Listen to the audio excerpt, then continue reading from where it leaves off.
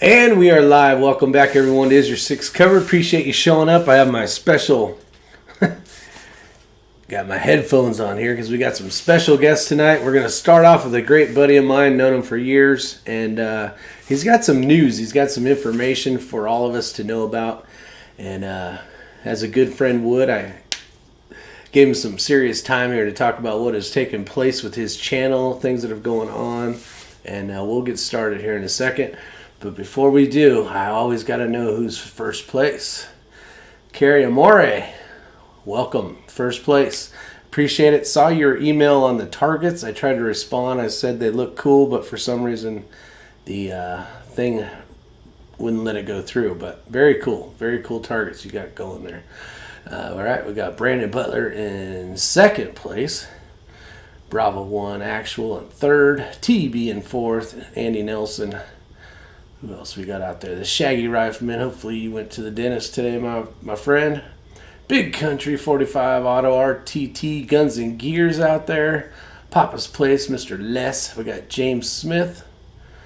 Alaska 1 Andy. Cameron's out there. Fleet. And Joaquin Jack Nava. And I think we're good so far. As people start pouring in here, I want to introduce a buddy. You've seen him come on the channel before. And my other buddy just showed up as well. So that's cool. We'll bring him in here in a little bit. We're going to have some fun. But before we do, we're going to bring in RTT Guns and Gear, Mr. Matt. He's going to talk a little bit about what's taking place on YouTube. And let's hear what he has to say.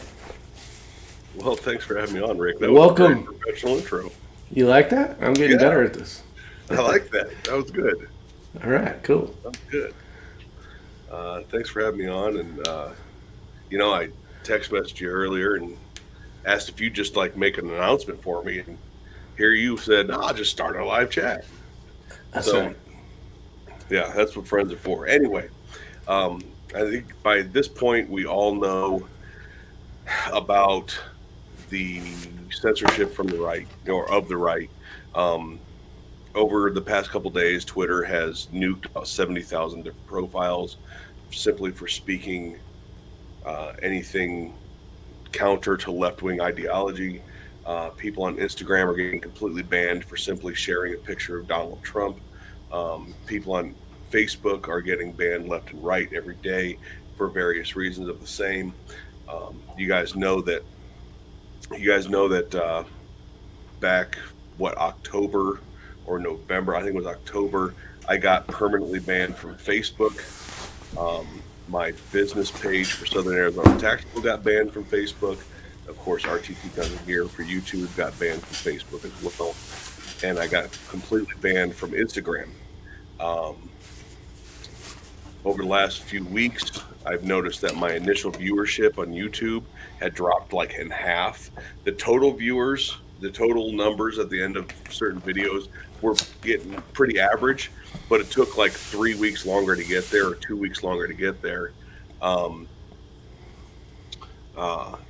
then last night, I got a message that I'm now on a 1-week suspension, a 1-week ban from Facebook. I can comment, I commented out in the chat room earlier, but I can't post to the community page or to I can't post any videos. And it's because of my Washington, D.C. rally live stream that I did last Thursday. And not only did they, I'm going to read this to you. Not only did they ban me, they took my video down, said, our team has reviewed your content, and unfortunately, we think it violates our community guidelines. We removed the following content from YouTube. And it was Washington, D.C. rally, another wasted opportunity, that live stream. I fought it this morning. I said, look, I didn't espouse violence against anybody in that video. In fact, I said if they weren't going to get their message across at the rally, then why even do it? I was actually very critical of the rally goers in D.C., the Trump rally in D.C. I said, but it appears to me that Antifa, BLM, and so on can do all the violent rhetoric they want on your website, and you're fine with it. This is what I told YouTube. And they responded with, "We reviewed your content carefully and confirmed that it violates our violent criminal organizations policy." That they're labeling my channel as a violent criminal organization now. Wow. You've really made it to the big time, buddy. And you're going to be hard pressed to find. Now, I understand that, like, I know I'm not like a one of these Leviathan group guys, these big channels like Grand Thumb or Mr. Guns and Gear and so on and so on. So nobody, generally outside of like our little circle, nobody gives a shit if I've been censored.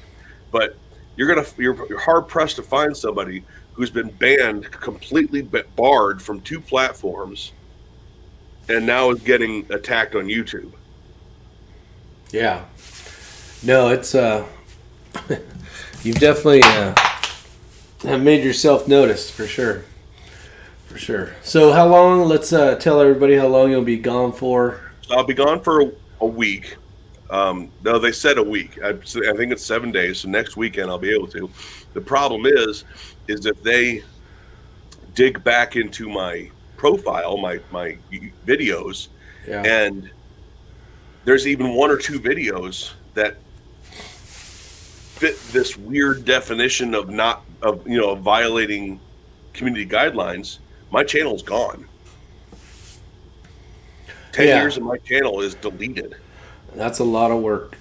No, and that's the thing I think a lot of people don't understand is I've been doing this, I think, 8.5 years now, and there's a lot of blood, sweat, and tears put into these videos. I mean, some of them are fun and stuff like that, and some we spend a lot of time on, and for them just to you get the 3rd strike deal, because all it is them going back, finding a video that they don't like that you did 3 years ago, and done. 3 strikes and you're out. No way of getting your channel back, especially at the size that we're at. Matt's got quite a few more subscribers than I do, but we don't have even if everybody emailed, it wouldn't even be a slight sliver like when these larger channels get banned for a couple strikes kind of deal. So we got over I know you're in there, buddy. I don't know if you got my text or not, but I got you. I'll be hitting you up here in a little bit. It's crazy, dude. I mean, like, we live in a place now where, I mean, I would love to talk to somebody that recognizes this as the United States of America. I mean, like them or not, right? Twitter and Facebook banned the President of the United States from being able to use their platforms. Think about that. Yeah. Oh, I have.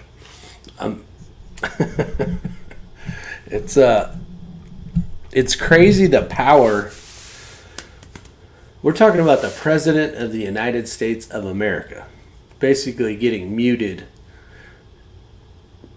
A company that big and powerful that they can actually pull that off, that is not somehow getting, I don't know, penalized billions of dollars a minute or something, like hit them in the pocketbook kind of deal, is I don't know.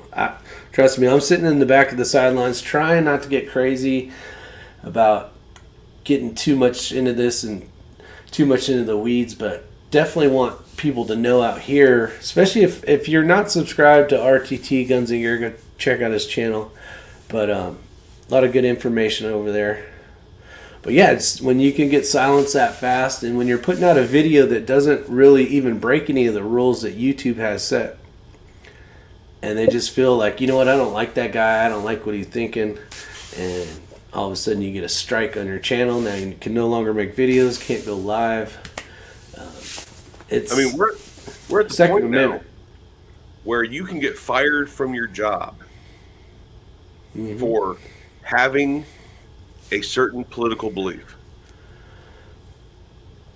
Well, I'll give you one just as good as that. I won't say what city it is to the north of me, but there was quite a few police officers that went to that rally, and they are on some type of I don't know how long, but basically they're off duty for a while. They're getting smacked for just going to a march. So it's everywhere. It's in every facet of every employment. That's kind of the reason, like with my work thing. You know, I really couldn't get too deep into the weeds, and not that I really want to anyways, but like I really had to kind of be careful of what I said, because this video, you know, I get the wrong counsel, and they don't approve of what I'm saying. Some way, fashion, or form, they could somehow tie that back to my work, or, you know, just want to get rid of me. Now, not so much because I don't work there anymore, but yeah, I mean, social media is, in most forms, is more or less a detriment to everybody than anything. So, I mean, I was just reading something earlier today where banks are now closing people's bank accounts that are tied to the right. Yeah. I mean, a lot of gun manufacturers, a lot of gun stores. Even here locally, there's a lot of banks that won't basically let them keep their money there because they sell guns. So it's sad what has come. You know, you never would have guessed this crap, you know, a few years ago. You never would have thought we'd ever get this bad. But can you imagine if Facebook had banned Barack Obama? Whoa. Yeah. Right? Yeah, I don't even know what to say to that. I couldn't see that happening. Yeah. No, I don't know. It's just so one-sided. I don't want to get too crazy into the weeds, but yeah, it's unfortunate what we are living in right now, for sure. Anything else, Matt, you want to tell them before? Like I said, man, when I talked to you earlier on the phone, it was just mainly when you disappear for a while. Yeah. People start wondering, and we share, you know, a certain amount of subscribers, and sure. You're the only person I could think of that regularly does posts and live streams that I share subscribers with. Yeah. That I thought, you know, hey, can you do me a favor and just let people know I didn't die, I haven't been taken to Guantanamo, you know. The night is early, buddy. But the night is early. I heard a helicopter over my house earlier. I was like, that's it. Didn't come from. That's it. You know. So yeah, I just wanted to get that out there so that people could hear it, know what's going on, know why I'm disappearing for a minute, and and I mean, when I make this video, when I come back and I'm able to make videos again, I will be sharing the screenshot where they call me a violent criminal organization. That's like, crazy. Like, that's a bit of a leap, don't you think? I mean, that's a stretch. It's sort of like the woman saying, like, the cat call is rape. You know? Yeah. There's a big difference between those. Well, awesome, man. I hope everybody got they can get over to your channel, check it out, and then they know why you're going to be gone for a week. Call it a vacation from YouTube, Matt. No, I got a whole bunch. I'm doing my Polymer 80 series. I'm going to record that whole thing. And that's cool. At least you'll have some videos in the can waiting. That'll be cool. Yeah. Well, I appreciate it. I appreciate you letting me on to no problem, man. It's happening, and thank you, everybody out there, and I'll let you get to your other guest. All right. I appreciate it, man. You have a great night. We'll talk to you later. All right, bye. All right, so I got another special guest for you. I think he's ready. Give me the thumbs up if you're ready, buddy. You ready, Ortiz? All right, so my special guest tonight is Ortiz. Had a chance to meet him at the Snipers Unknown Challenge in South Carolina and it was an awesome match. So let's welcome Ortiz to the show. How you doing, buddy? Hey, what's up, brother? How is it going? It's going, brother. Just getting off work. Got a little lunch, little dinner in real quick if I jump on here. Yeah, I had a chance to. I had called Ortiz. Actually, we were on it. I guess it was Instagram, wasn't it? Or Yeah. Facebook Messenger or something. Hey, man, you should come on tonight and we'll have some fun. Well, this is Ortiz, everybody. You see him out in the chat every once in a while. I don't know if you typed anything out there, but yeah, I'm the one that's always talking smack, I guess. oh, that's good. That's the one thing I like is some smack talking. Some smack talking. That's right. So I don't know how deep into the weeds you want to go before we talk about the Snipers Unknown, but I did want to know if you wanted to talk a little bit about, some of the background before we get started, and kind of it'll tie into the Snipers Unknown and some of that stuff. Do you want to give any background or what you can give? A little bit. Okay. I would say the organization itself started with the. You probably also have seen Phoenix Strategies, which is a company we used to offer training, long-range marksmanship training like that, mainly for law enforcement, SWAT, things like that, military. We kind of it just happened one day. A couple of our friends were like, "Man, you guys have some cool stories. Should make a competition out of it." Actually, the founder is actually one of my buddies I played quite a bit with, Sean. You probably should talk to him too. That'd be a good guy to talk to. You get some really cool stuff to talk about. But it was a crazy idea he came up with. And he I'm actually in Arizona right now. So at the time when it started, I was in Texas at Fort Bliss. So I'd fly out, we'd be training, and then the idea of the comp itself came to play, and it's like, I love it. I think Ray's on here as well. He was actually there the first year. They actually won the first comp, which is, it's come a long way from the first year. But we definitely, as you met the majority of the ROs, the group itself, we'll say about 90% are sniper qualified or instructors currently or were at one time. So that's the best part for me, and I do enjoy being around those people and that mindset, which again, it's how do I explain it? I do enjoy having those ROs you can watch them. You've been to comps or matches where miss or impact, and I just enjoy being around a group of people who know what's going on and who will call it how they see it. Yeah, the first time I met Ortiz, it was at the first day of the sniper match, and he comes out and he was, I don't know what you would be called, the lead RO, but you're basically getting everybody in a group, kind of going over the safety rules before you get started and what's going to take place and all that kind of stuff. And the first thing he says is, "My name is something Ortiz. Just call me Ortiz."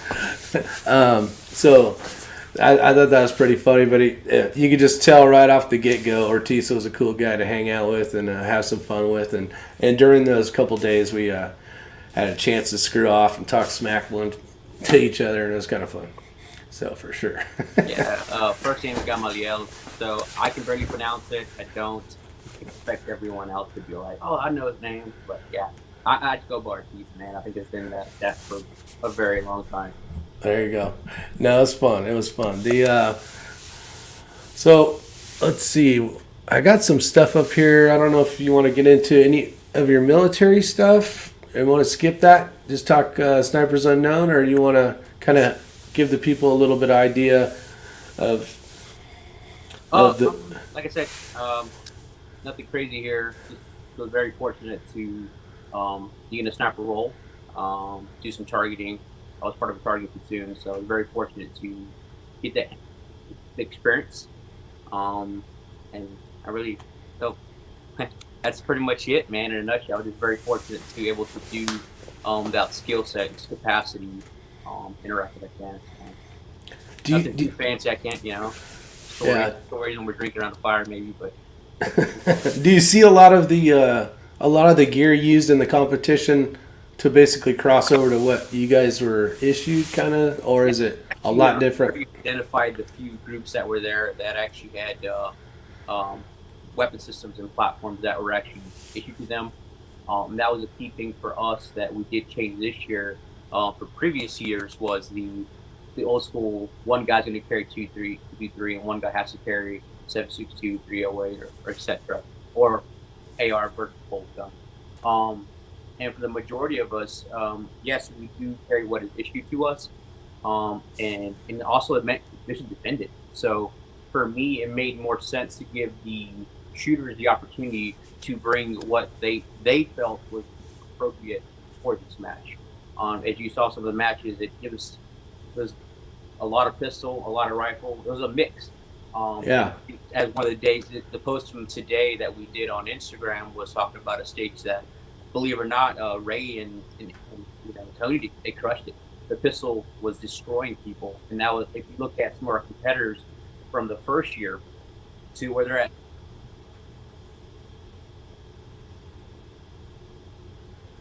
Hold on, I lost you. There we go. I'm sorry, I had an incoming call. No, that's okay. The guys who did from year one, who've been with us from the beginning, they're winning matches now. Like they've taken what they've learned from our match and incorporate to other matches, and you can see who they are, and you can see the difference in what from they were the first year I met them to now, and they're usually placing top 10 or almost everything they do now. So yeah, I noticed that shooting the Team Safari Challenge in New Mexico. It almost seems like that's some of the things that people that don't shoot like 3-gun or some type of IDPA, USPSA kind of more pistol oriented kind of matches. It seems like the long range shooters have a difficult time shooting pistol, especially if it's, 20 yards away kind of stuff. And it seems like a lot of that sniper team match kind of stuff, the targets are a little bit farther. I don't remember how far they were that we shot. I think this the last got with pistol, I think was like 40 yards. 540, yeah. So I could see that, eating somebody's lunch there because, a lot of bolt guys or, long range precision rifle shooters don't shoot pistol, and then they get talked into going to a match like this, and then they're like, oh shit, So there's no quick scoping, unfortunately, So yeah, I enjoyed that match. I don't know how in depth, and what your role was within the match, or, if you were in charge of setting up stages or, doing the logistics or whatever it is, because I know it takes a lot of people, a lot of work to get a match like that accomplished. But the stages were great. I mean, it was fun. It was a lot of fun. I remember when they started reading off azimuths of the location that the targets would be in, because there was, I guess you already know, but I'm trying to tell you, but really tell the people watching is, you could kind of see a few courses of fire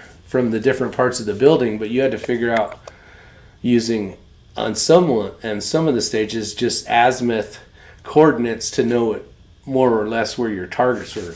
That's the first time I've ever seen that, and I was like, holy crap. I'm like, I have no idea. I mean, if I had enough time to figure it out on my watch, which I wouldn't have, but it was a lot of fun. And everything for the most part, I think, was blind stages, if I remember correctly. Yeah, that's one thing we do. We're going to continue to do. We're not going to change. Is continue to have that. Like for example, we do want to keep it sniper-based scenarios. So the majority of the scenarios that we're put through is not just like, hey, it's going to be perfect every time. The dude's going to come out. The target's going to be there. And if you saw, the targets are all great as well for us. And it's not. We try to keep everything fair for most part. And fair is being not knowing. Nobody's knowing what's going on. It's you come up and adapt. And two is that you will have to find your target. Enemy combatant don't sit there and say like, "Ta-da! Look at me." So yeah, we're big fans of target detection. That was cool. Making sure that obviously the teams that are really successful have really good communication skills and target detection skills. I was gonna say that the Ray and I had shot the week before that. We had shot that team match, and at the end of the 3 days, it seemed like we were really, as a team, running smooth as far as communicating and kind of knowing what each guy was going to do. And myself and KB32 was our first time ever shooting that match. and kind of going into it with at least an idea of how what I thought a team was supposed to run. You know, I mean, I had a little better heads up than KB32, but it's tough when you have two partners that don't practice together. Like, we did not practice. I think we met at the range for, I don't know, an hour, and we didn't even really practice team communication stuff at all or writing stuff down. We tried doing some text, you know, kind of how we were going to lay out basically a picture of the site, you know, and figure out ways to communicate, like what zone the target would be in and stuff. And at the end of the day, at the beginning of the day, we threw that shit out the window, and it was like, you know, we were just sitting there trying to find targets and then find distances. And I will say that we did have a pair of the SIG BDX 3000s, and that tool is just amazing. As long as you can find the target. Being able to hit the button and tell you what your dope is going to be for your rifles saves so much time. Yep. Now, did you guys run something like that? What's that? Basically a rangefinders and a binocular, or did you run like a... Yeah, so the majority of the time, so what we do is you run multiple groups, right? You kind of want to see an average, but we're trying to keep within a certain timeline just to keep things, you know, going. There's been discussion too also to, you know, maybe do a 10-minute stage with more physical activities in it, incorporated, which offers that you know, it's kind of difficult once you get your, you know, your heart rate. Yeah, so, for sure. For the most part, we do multiple team shooting, or like you met up most of our other shooters. So, and then kind of get an average off that, or determine like we've Nick stated before. We're like, man, we effing suck, man. Like we all sucked. Like nobody's gonna see shit. Nobody's gonna hit shit. Nobody, you know what I'm saying? So we want to keep it where some people like the first year compared to last year. The first year, it was very difficult. Some stages were at 10 targets and got to find 3. Oh wow! Yeah, so it was very difficult for a lot of teams. So we obviously had to adapt to that. We can't expect everyone to understand and do well in target detection. So you have to definitely try to keep those stages and kind of figure out what's the happy medium in regards to, you know, having a good time, but yet offering that training, you know, during that stage. Yeah, the one thing, kind of going back again to that match before the Snipers Unknown match, was you were really trying to fixate on swingers, like the rubber hangers that were holding the steel targets, like, because the desert, it was tough. Everything was basically rust color, you know, kind of like every mountain there and bush. So it was tough. So that black strap, if you could find that black strap. But you guys used, I think, all post, didn't you? Pretty much, yeah. Yeah, so finding that post there was no, like, visuals that would make it easier. Like, there wasn't a black rubber strap. Put those in bushes. Yeah, it was tough. I mean, that thing kicked my ass. I had a good time. I tell you what, it was an amazing facility. GTI was, I don't know, I think it's a training facility. I know some special forces of some sort use it as a training facility as well. But you can actually go there, correct, and take a class? Exactly, yeah. There's actually, they have run multiple events. Again, it's mainly Leo and Mill Heavy. I don't have a schedule in front of me, but I do know they offer a lot of training. I know recently, Letter 6, the guy I'm acquainted with as well, he actually did a very cool training. It was pistol, night, urban. It was a mix of different things, a multiple day event, and they do that there as well. I know that was just recently. I think it was October. No, I think it was in December. I think they have no one plan, but there's different kinds of events there for the most part. Yeah. Okay. Yeah, because I think when we were, you know, where they sell like the shirts and that little front area, you could kind of see where they had like some class stuff. You know, well, you could see all the classrooms and stuff, but you can tell there's some badasses that go there because the urinals are like this much higher than any normal urinal. Like, these are cool, bro. I'm kind of vertically challenging myself. Yeah, I'm like, I walked up to these urinals and went, so this is where the real men hang out. Yeah, Ranger Bat trains at the SF train there as well. So I know a couple of our guys have gone out there and trained with them as well. Ortiz, we got a question from DW out there. I don't know if you can see the comments or not, but he asked if you're running the Arc in 399. I do not. Majority of our guys, I'm actually out in Arizona currently. The guys out in South Carolina, um, they run the Arcans, and All they were right. actually a really crucial role. They actually were great. They helped a lot. Huge sponsor, right? Yeah, they were a great sponsor, man. Yeah. And they gave out what, 4 scopes. Yeah, they gave out a bunch of great stuff. Yeah. And even now, I think they gave out a code. I think after the match, everybody that showed up was getting a discount code as well. So they continue to help support us. They're already committed to next year as well. So definitely Awesome. a group of dudes. And we look forward to keeping working with them in the future. Now, I always see, like, I've seen videos, little snippets of videos or maybe pictures, I can't remember, but I've seen myself in the Instagram for the Unknown Sniper Challenge. Are you the one running that? It's a couple of us admins, three of us. Okay. It's myself, me, Sean, usually running that. All right, yeah. If you guys want to check it out, go over there. Is it just it's the Unknown Sniper Challenge, right? The Sniper's Unknown Challenge. Yeah. Sniper's Unknown Challenge. Okay. Yeah, a lot of cool photos over there. So check those out for sure. So how long would you say it takes to plan something like this match? I'm sure it gets easier, Yeah. As you do it more. But like, are you starting like almost the day after the one? Right after we finish, you're starting to see getting sponsorships and see who's available to work and all that kind of stuff. Yeah, I definitely think our prize table is it's amazing. Yeah. We've had some really good supporters the last few years, that's what makes. Yes, it's great, and we want people to enjoy themselves. But I think another reason why people come out is the prize tables that we have. Some of the best out there. I think our trophies alone those were sick. Those are badass. Yeah. They were glass, the light came on, they would glow, the logo come out. It was really It cool. was cool. And I think too is just again, the staff is they're trained, so that does definitely make a big difference. And you hear the horror stories of matches, you're like, man, that dude wasn't calling nothing. He's blind, he's glass, And I think that that's one thing that we're really happy that we do that. Community supports us, and I think the biggest issue for most times is just finding time to do what we need to do in regards to this match. So the majority of us, I would say, about 90% of us plus are still active in law enforcement or military still. So we're still working, doing our thing, and then still sneaking away. Most of us take leave just to run this event. So yeah, I'm taking my vacation days to come visit you guys. So yeah, it's a huge.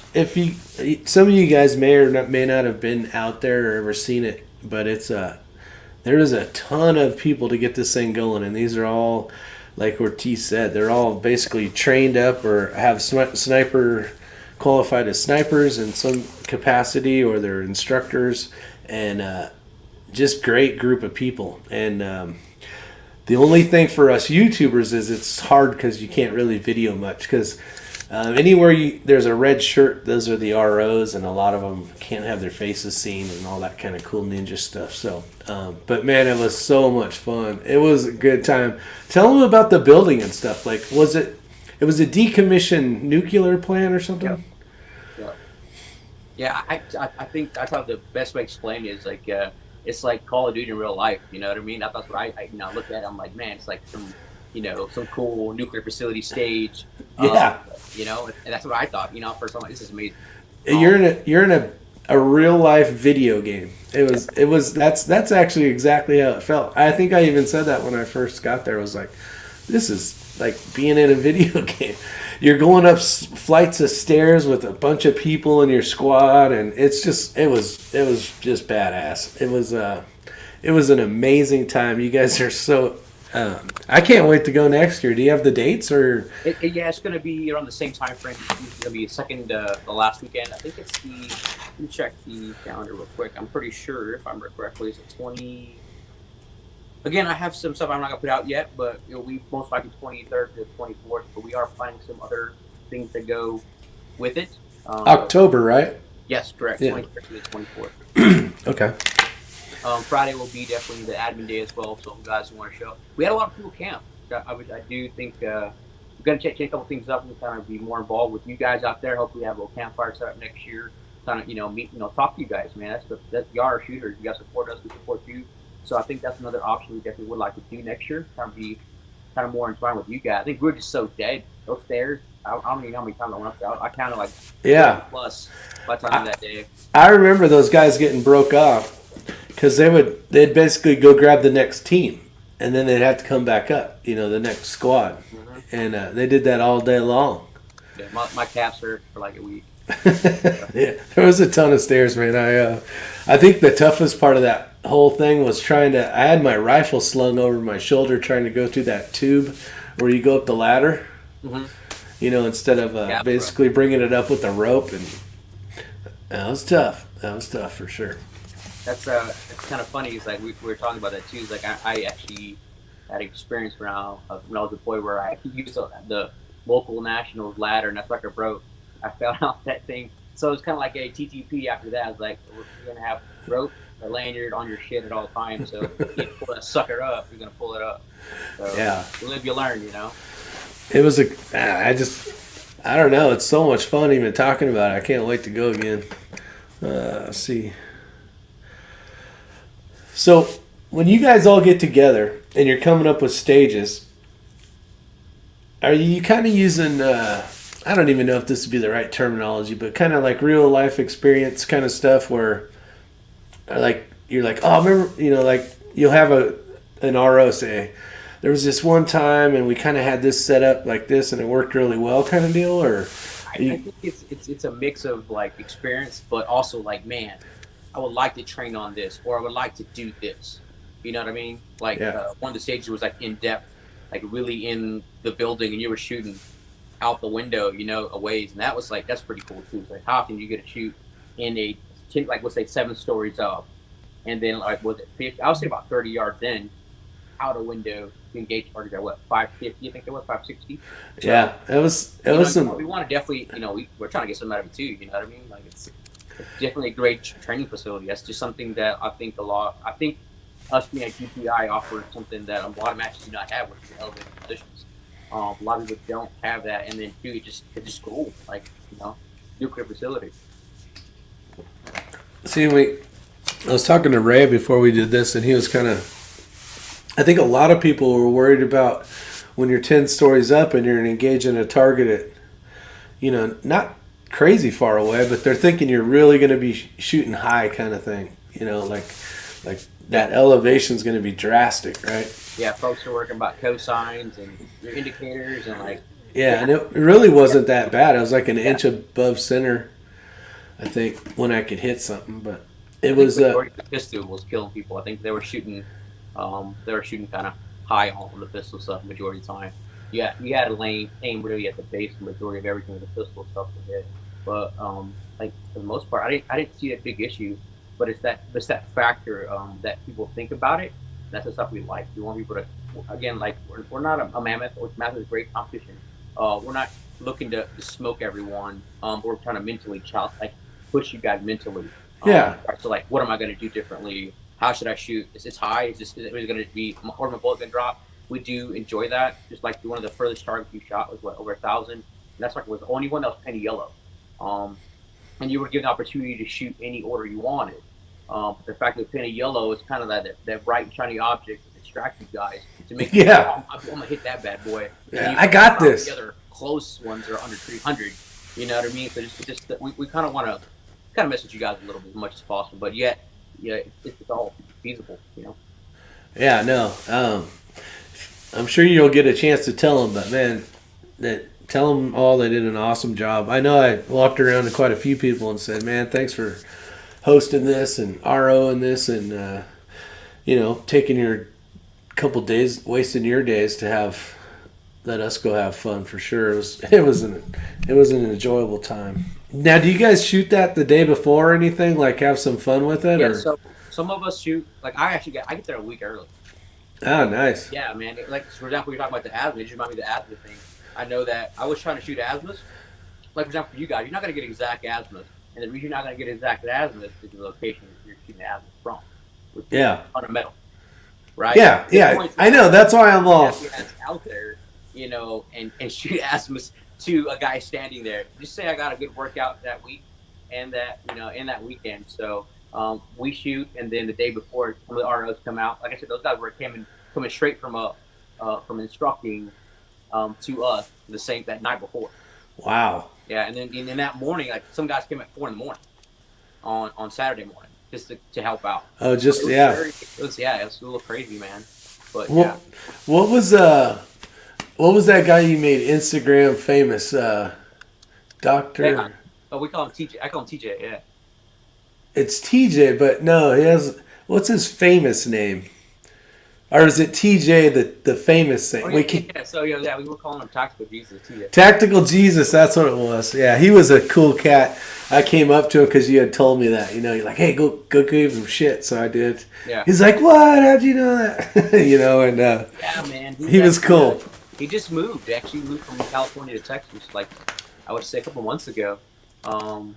Yeah, just trying something different, man. California wasn't working out.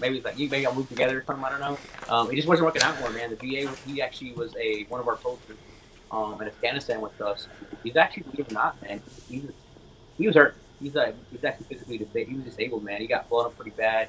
And the VA took care of him in California. So he actually moved to Texas, and now like they're taking care of him. His benefits are getting kicked in, and he's getting seen, man. So he didn't make that move just to get out. So they weren't taking care of him in California. He came here before he went to Texas, and I lived with me for a couple of weeks and hung out, shot a little bit, and then he ended up going to Texas. He was in Dallas. See, and I've heard that, especially from being from California, that the VA did a horrible job with our soldiers, and when it came to medical stuff, like seeing them and helping them and all that. And since I've been here and been able to talk, I got a buddy that his dad. He was in the military years and years and years ago, but he says the VA is really good here in South Carolina or North Carolina. So, yeah, that's what I heard too. I got a couple buddies who retired out there. The same thing. Same with Georgia's pretty good. Texas. Good, you guys deserve it. And thanks for your service, by the way. Thank you. Let's see what else we got. So we talked about plans for next year. You can't give away too much information on that, but we did get the date. So some of you guys that need like quite a few months ahead of time in order to get it off, find yourself a partner, have fun, and go shoot that match. Now, how many teams are you allowed? Are you gonna up the number at all, or? Honestly, like we've always the goal was like 50. 50. I think this year we had that pretty much close, like almost that. I thought there was 52, or it could have been a different match. I think we had a couple guys who were actually, and again, we're always trying to help the units as well. So sometimes we get guys like, oh, hey, I have to go out and do something. I can't come. And then last minute, like, hey, I can make it now. And I'm like, come on, let's go, man. Because sometimes some of these guys deploy all the time. Some get the point, and often people don't understand that people think, oh yes, you're snipers, so you got to shoot all the time. Unfortunately, it costs a lot of money. It costs a lot of money and a lot of time. So some of these guys come out to use this event to train. So when somebody calls us and like their emails us like, hey brother, I need I thought a big bottle of Jack now. I was like, holy crap, it's deep. Somebody asked if it was Bojangles or Sweet or Pure Leaf, so I had to. Yeah, that's what I thought it was. Stuff like Jack Daniels bottle. You know what? I've heard that so many times. I guess it kind of does because it's square and it's brown. No, I couldn't pull off drinking that much Jack. I'd be dead. Isyour6 covered. I'm one lung Timmy because of the VA. Gotcha, Tim. Sorry, man. Let me go out real quick and say hi to everybody. I know there's quite a few people watching. Try to scroll back up and see what we got here. We got Otter, Carcane, Joaquin, David W., Abigail, Ryan Springer, Richard Elbs out there from. Who else we got? Dang, there's a bunch. CJ Johnson, how you doing? Welcome to the show. Now, do you shoot many matches, Ortiz? Dude, I wish, man. Like I said on the ride home, man. It's like I usually go. I work all the way downtown, so it's like an hour ride there for me. And like majority of my time, like I said, I have to take time off. Like I take leave to do anything, training or just shooting. Like so, for majority of my time has been I do hunting, man. That's like my thing to kind of like relax. So majority of my time is spent hunting. I've done a couple stuff out here, smaller stuff. Or I volunteer, man. That's one thing too for me. I think as someone who's involved in matches, the best way to become a better match is to actually be involved with other matches. Like, I know the one that they had a match BTI recently. Who was it? Who is it? I can't remember the name. But we volunteer here too. Like they RO. I'm like, right here, man. Like I mean, for one, too, it's a skill set for myself. It's like for us, like we want to continue to see traits. That's the thing for a lot of people. Is like, how can you call a shot if you don't see traits? So for me, Yeah. I like going out there. I like spotting for people, and then at the end of every sequence of fire, I'm like, hey man, this is what I saw. Like, hey, look at my scope. Look at the wind. Like, oh shit, Yeah. I love doing that, and it still keeps me around the community quite a bit as much as possible. Because again, work does, like I say, work keeps us all busy. So. Well, and that is one tough thing to do, is to learn how to read wind, call wind, and the more you can, especially if you're going to sit there and RO a stage and you're watching everybody's bullets keep going left, you're like, man, I'm really, learning how, because you can hear them dialing stuff and knowing what they're shooting and everything. Probably helps out a lot to learn to call wind better. Yeah, again, like I said, I wish I had more time, man. But I mean, every time I get a chance to, volunteer, or somebody's like, "Hey, man, I got to work on the gun." Like, hey, bring it by. Fun remarks if I help them out as much as possible. Yeah, I mean, I just try to do what I can when I can. Really. That's awesome.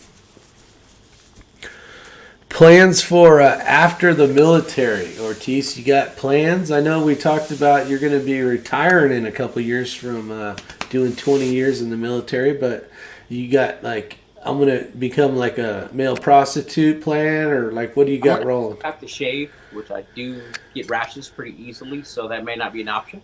But actually, I have a couple options, man. A couple companies reached out. I think honestly, it's going to be most likely going to be sales or gun industry.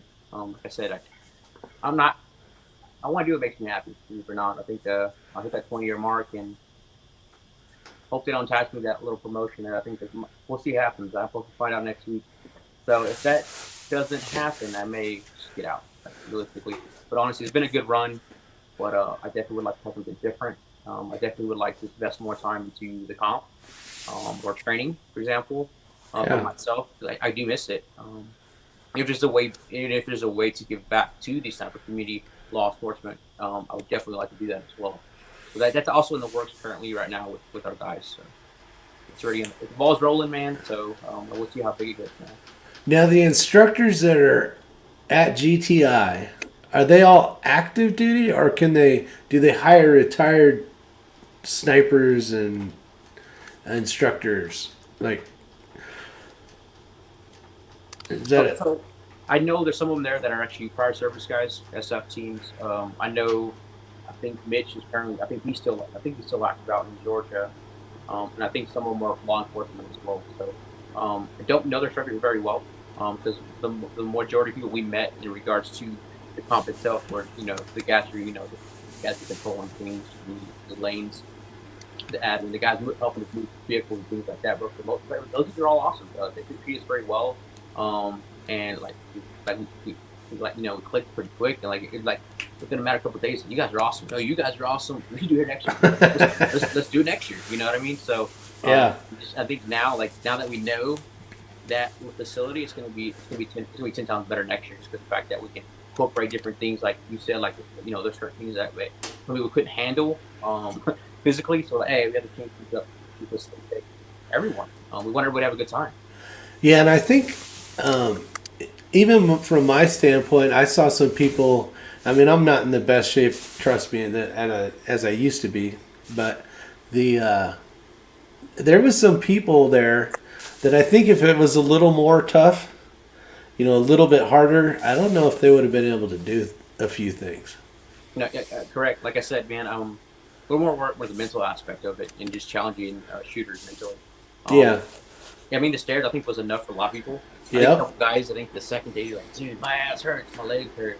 Like, hey, I went for 3 times, we're probably 5 times more than you, man. So yeah. No, for sure. If they were complaining, I liked it. Some guys loved it. I liked that part because it made those guys were physically fit, and they're like makes a big difference in scores when the guy gets to the very top. And he can barely shoot the target because he's tired. I'm like, yeah. you're dirty, bro. But hey, I like it. Yeah. And what's kind of cool, I just remember going up those stairs with everybody, you know, and everybody's got their rifles and kind of back to the video game thing. But like, it was just cool for people that aren't in the military, you know, that have different backgrounds like myself.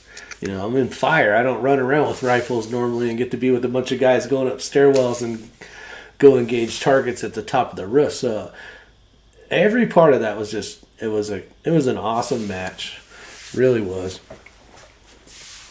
Yeah, man. I think that's the thing. Key thing is for. I mean, you look at majority. It is going to be non-military, and then non-law enforcement. So we definitely like to give you guys like that the opportunity to do that kind of cool shit. You know what I'm saying? So even for us, it's like, how often do you get a gauge at hostage target? You know, I mean, that's rare for us too. I mean, I would do it every day. You know what I'm saying? But Yeah. we got to be real. Like we got to use that this opportunity to train, and also opportunities to guys who've never done it before. Yeah. No, it was fun. And I think going back to the, you know, next time, October 23rd, 24th, hopefully, I'll have that much more knowledge. I'll be able to hopefully do that much better, and hopefully between now and then be able to do quite a bit more shooting before that match, and hopefully do better than we did last time. Man, I just can't give you stages. Mm-hmm. I'm down to help. I just can't give you stages. No, I'm not saying I want any help. I just basically I understand what's going to happen and take place now, and now I can prepare for it because I had the chance to do it. You know. Are you gonna do a stock play next year? See, that's the thing is I saw that but I know what it means and kind of what takes place, but like that's like a guy that just got his learner's permit to go race with professional race car drivers. Like I mean, I don't know how good the people were that did it. I'm sure they were. You know, a lot of them were probably actually used to do it or still do, but that's way out of my lane. Like, I know I got a lot of limitations, and that was one of them. I wish I would have watched though, but I don't know how you can really watch without like.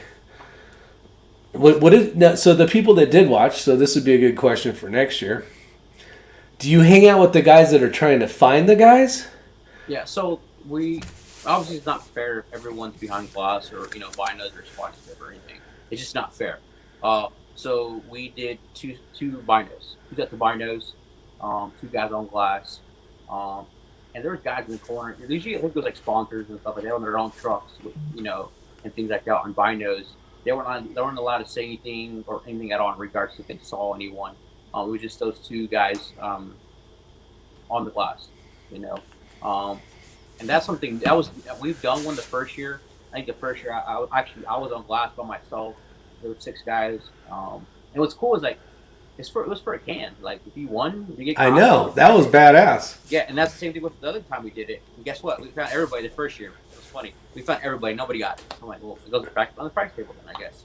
And then this last year we actually had I think we'll say almost half kind of made it, but then also there were guys that like. At the point where we had to go based off time. Okay, so yeah, that was going to be my next question. So,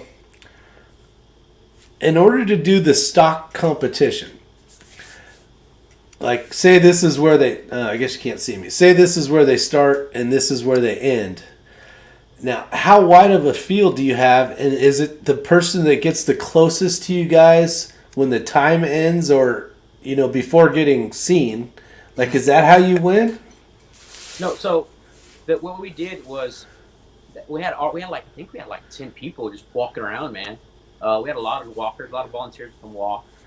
That's the guy with the post that's like when you say I think he's 3 feet to your left, and then you just go right here. It's really realistically it's the same concept. They're like, hey, they call target. From where we're at, we can't hear them really saying anything at all, really.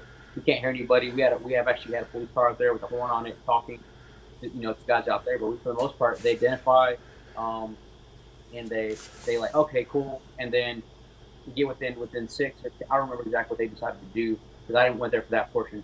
But once they identified them, they walked. If they got spotted, they got spotted. A lot of them got spotted. The ones that didn't, we wrote their time down.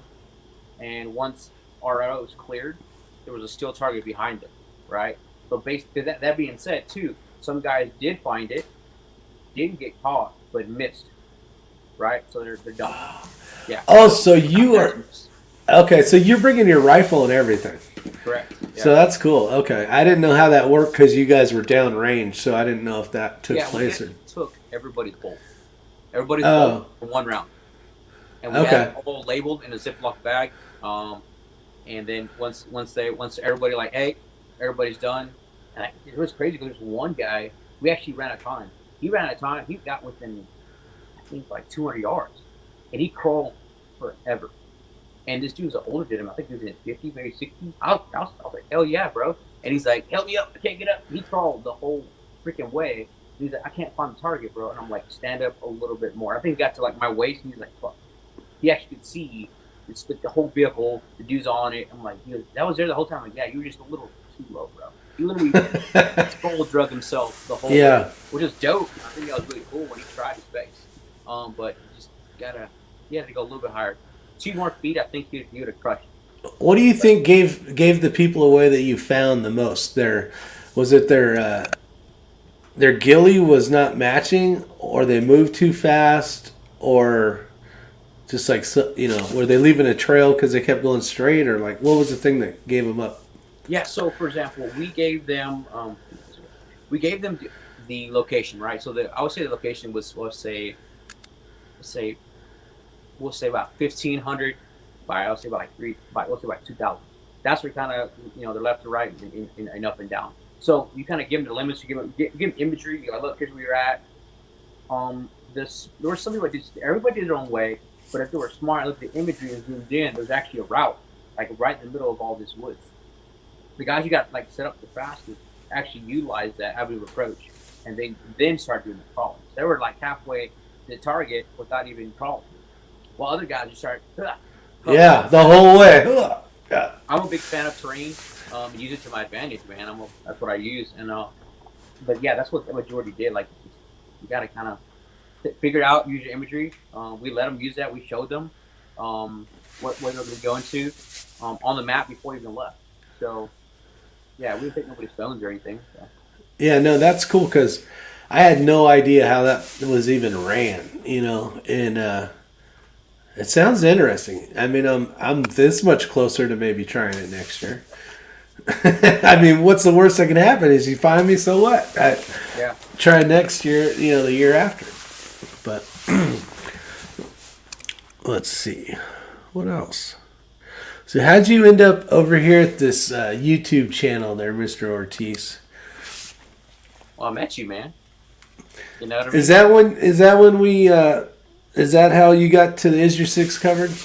Yeah, man. I met you guys there. Like, honestly, believe it or not, I've never like been on YouTube until really recently this past year. I used to like, I YouTube something if I want to like, I wonder how they would do it. You know what I'm saying? Or like, dang it, my son broke the faucet. I got a YouTube. Yeah, totally. I've done that. It wasn't until this year where I kind of get more like on it to kind of watch all the. I mean, I think I'm almost every single one of yours lately. And I try to jump on just why not? It's like more knowledge. It's kind of like COVID TV, really. Like I think a lot of people stuck at home and, all the extra rules and junk. I think a lot more people have been watching YouTube and Netflix and because they're stuck at home. I mean, got to do something. Yeah, man. I mean, heck, I caught the Rona. How'd that go? Did you get through it pretty quick? I was probably down. I would say like legitly like 9 days total. The worst part for me was just the headache, man. Like it was like the worst headache of my life. Like if my peripheral vision, if you were moving, I caught it. Like, oh shit, my head. And, like believe it or not, I could touch my eyelid, and they're like, damn, my brain. It was. And then like this, people talk about the soreness. Like I had problems sleeping, so I would sleep random parts of the day. So like I couldn't get comfortable at night. And randomly I'd sit down. I'm like, oh, this is a nice spot. And the next I'm out. But it was just the fever for 9 days and a headache and just soreness, man. How about taste? Did you get the taste still? No, shit, bro. I lost that like the second day in. Same with the smell. It was sucked, bro, because it was like right before Christmas. Oh, man. Of course it was. My wife's German. She makes all the fancy food for Christmas. And I can't take shit. So it kind of, and it wasn't until like, I think the 7th day, I was like, You could put cologne like in my face. I couldn't smell it. I went to like probably the 8th or 7th day that I actually was able to start smelling a little bit. Um, but yeah, it took 5 days to like taste it. I couldn't smell it. It was just funny. Taste and smell were totally like weird. Well, it's one of the guys at the station. He had gotten it, and he had gotten it. You know, he knew he couldn't taste anything, so he's out there working on his RV and working on the gas line.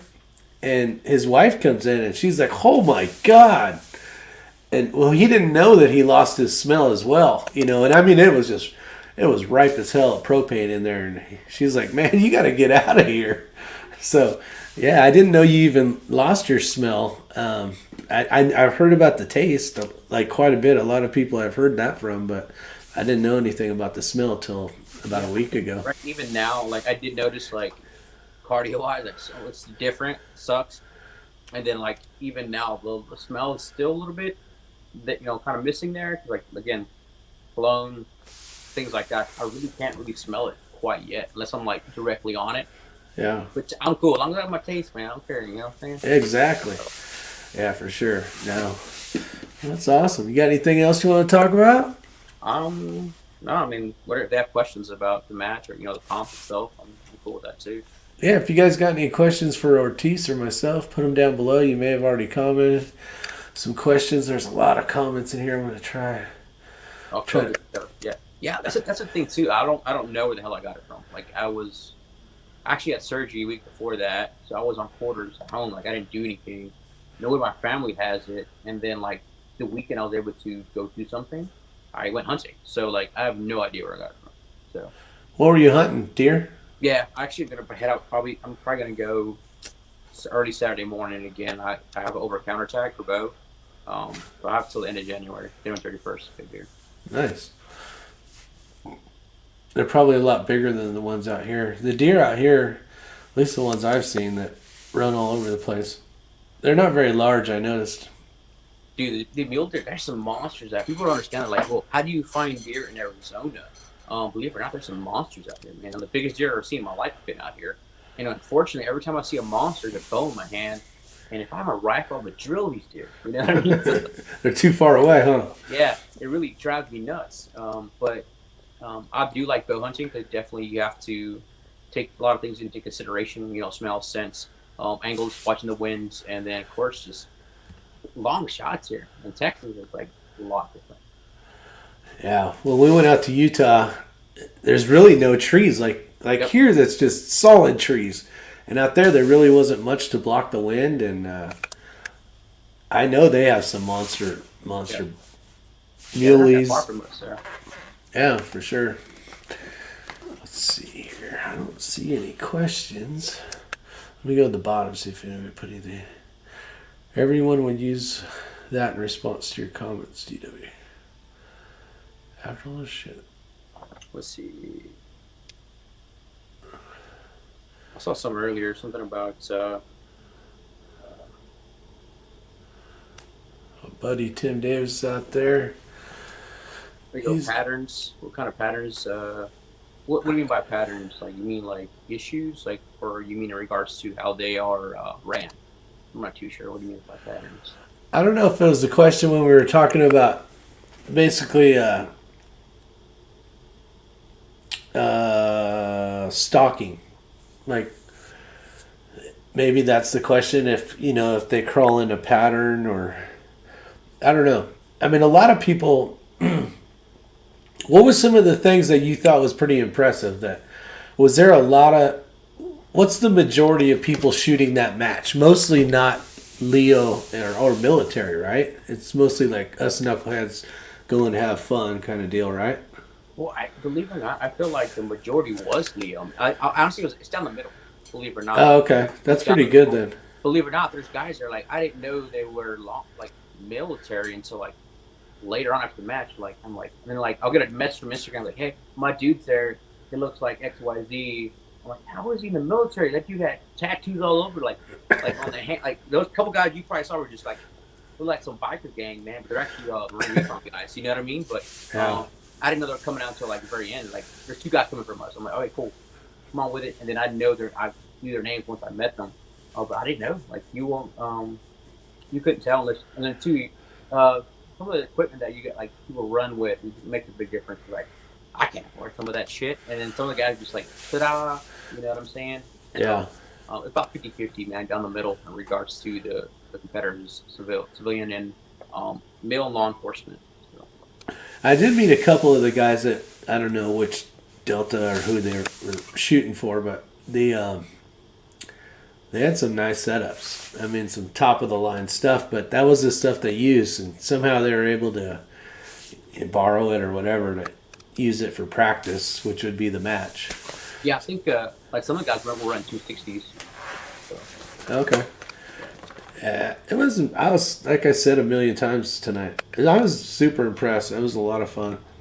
Yeah, man, I think it was a new facility. A couple of things that we need to work on, but I definitely I do. It's gonna be better, man. I'm looking forward to it. So is that the first? That's the first year at that building. PTI, man. Okay, that building's phenomenal. And that's the thing too. It's like it's we're already on. They're already on board, man, to have us back. And like I said, we're definitely working on other things.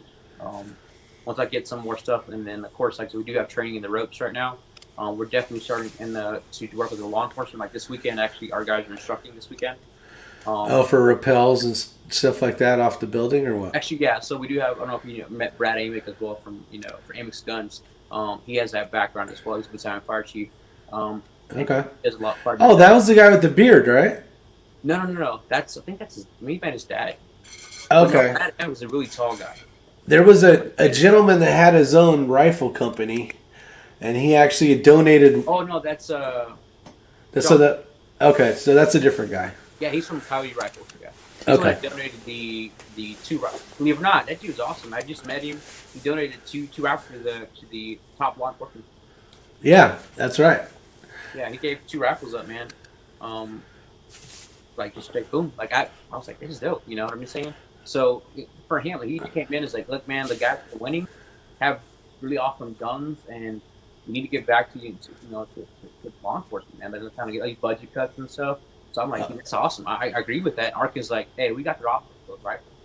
I'm like, well, there you go, man. So we saw one rifle build, and I think Santan gave a cert for a full build as well. So came out with one bolt gun and one AR out of that. Yeah, I remember Zero in the day before. I guess it would have been Friday, and he's like, hey, shoot my rifle, because he had a custom built, but it was on a Tika action, and he's like, tell me your thoughts on it, and I'm like, this thing's nice, it's smooth. Yeah, man, he's a good dude, man. I mean, he drove all week. I don't remember where he was from. Louisiana? I can't remember, man. I can't even top of my head. But yeah, he drove quite a bit. I mean, heck, I drove from there. Yeah. Damn, man, 30-something hours or so. Yeah, I tell you what, it's long. Yeah, because you weren't much farther than me. I don't know what part of Arizona you're in, but for me to get to Arizona, it's lying. It's 4 hours from where I used to live. Okay. I was in Riverside County. I think I'm like three some change from California, depending where it's at. It's Okay. the border, so. Yeah, so you're a ways in. Yeah, I'm like pretty close to Phoenix, so just west of Phoenix. Nice. Very nice. Yeah, I'm not too sure what you was talking about that question, man. So I don't know. Did they re-ask it? Motorboater out there says, just got here, Rick. Been talking about saving cats from trees. Nope. No cats from trees anymore. Shoot them out with the water hose. David W says, never watches the telly. That's cool, David. Yeah, look up here. I can read it better. The Shaggy Rifleman went to the dentist today, it sounds like. So that's just cool. We saved his life, everybody watching. We saved his life.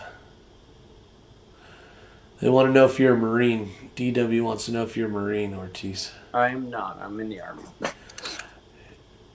Let's see. Yes, issues and clever skill sets. Whatever, just pattern for success. Okay, that makes sense. I will say to be. I mean, we're talking about. So our comp, for example, you're looking at.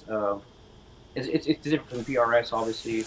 Different types of comps, right? All of them offer a great opportunity to train.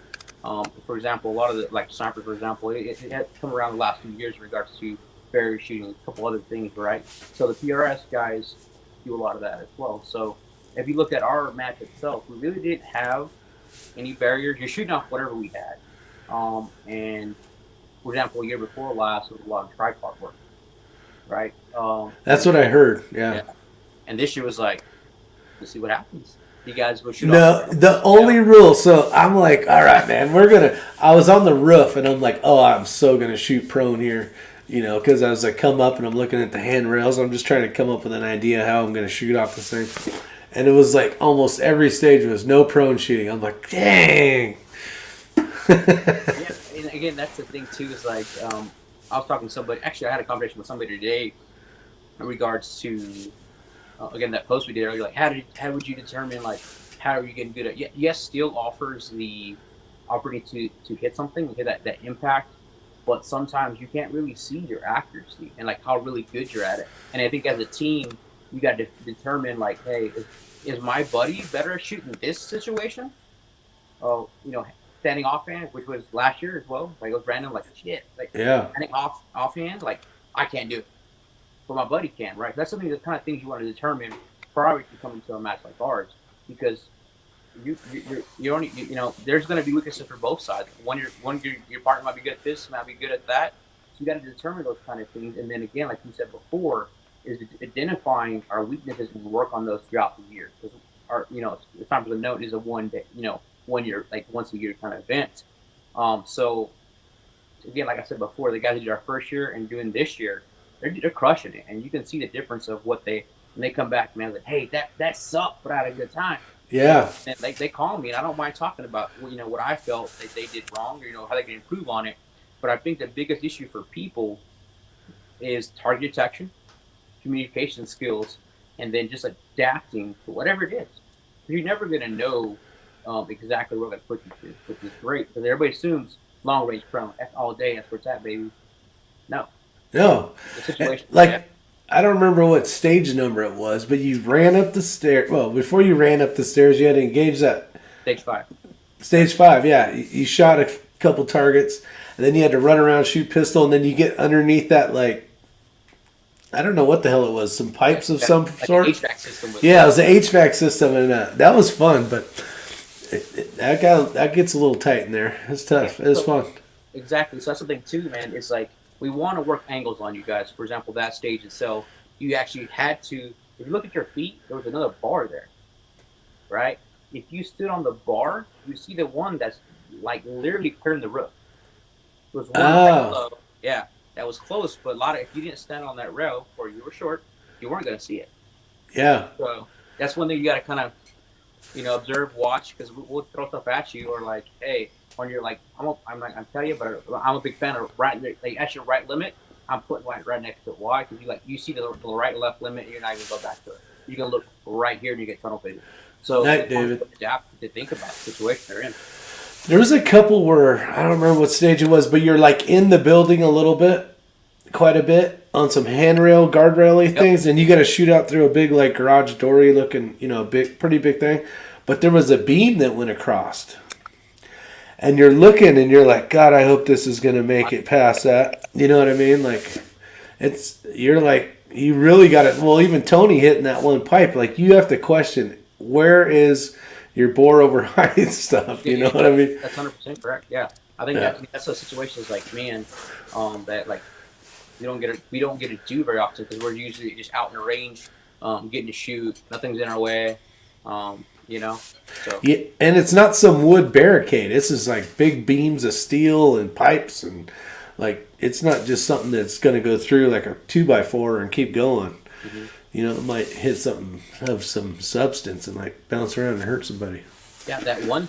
And then same thing. The next floor up, there was that one where you walk out that door and you had like that little railing. Oh, that sucked. Yeah. That one kicked my ass. Yeah, I had a tough time on that one. But you believe it or not, you could have gone prone on that one, though. I tried, I think. Yeah. Yeah, because I think I might even asked. I'm all, wait, he didn't say you can't go prone on that one, but I think it was like the way my legs were getting stuck in that like flooring or something. I can't remember what killed me on it, but I ain't gonna lie, like it hurt to go prone, but the younger guys could do it. Like I guess, like no, dang, like that shit was painful. But yeah. the limber dudes could do it. Like, man, must be nice. So, yeah, it was definitely not comfortable, but definitely feasible though. Well, that's cool. Well, I don't have much for you. I appreciate you getting on here and telling us all about it. Yeah, no problem, it's cool being able to. I mean, I've had a chance to meet you before, but for the people that are in the chat that see you chiping once in a while, now they got a face to the name kind of deal. Yeah, man. Hold on. Well, Eagle Eye. I actually went out there to Cowtown and did a couple of stuff. There it is. I remember now. It was Guardian. There you go. When the Guardian comes out, I definitely work with them guys. Those are good people too. Guardian. That comes the month after, doesn't it? I like their mission, what they do for the kids. So definitely cool. That is awesome. Yeah, That's cool. I mean, what's Kenny? Yeah. Kenny is Eagle Eye. Okay. He's out of Havasu. Havasu. Oh, Lake Havasu. That's on the very edge of Arizona. Yeah, I think he's out there right. He's out there right now. He can probably answer a little better, but I think where I've sent some stuff to him was Lake Havasu. Oh, he just left. Looks like everybody's saying later, Kenny. Okay. If All not, right. I have his contact information. If you want to, we can get you guys hooked up. Too, if like you have any questions about the event too, we do have our, like I said, Instagram page, Facebook pages. That's probably the easiest way to contact most of us. And if when it starts to get closer and you guys are getting there, and we can get you back on here and you can promote it as well. Yeah, man. Just let me know how I can help you guys. Like I said, appreciate having me on, man. Well, if you want to help me, I want to know each stage and the distance and the location of each target. Yeah, it's 0 to probably 400, and there's from 8 to 12 targets. And they're probably gray. And they're gray. Correct. Yeah, they're gray. Yeah. Okay. Well, that's gonna help. That can help a lot. Yeah. All right. Well, don't go anywhere, but I'm gonna end the chat. So I appreciate everybody showing up. I'm sorry we didn't really get a chance to do much outside chatting and getting all your comments and questions. Didn't see many questions, which could be a good thing. But you guys have a great night out there. Stay safe, and I'll see you tomorrow, more than likely, at 9 o'clock. Take care.